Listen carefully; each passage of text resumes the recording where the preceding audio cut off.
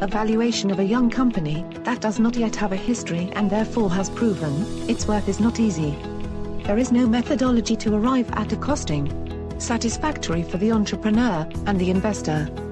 The best recommendation is the use of several methods for the most accurate estimation. We have some certainties for the first fundraising.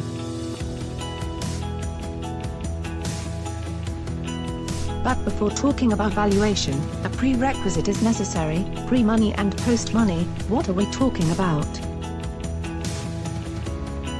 We present the methods by family. The first ones, the comparison methods for startups without turnover.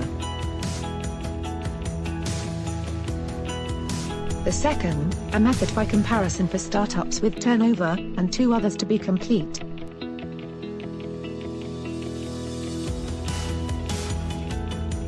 Another rule is: a good idea is worth nothing without a very good team for implementation.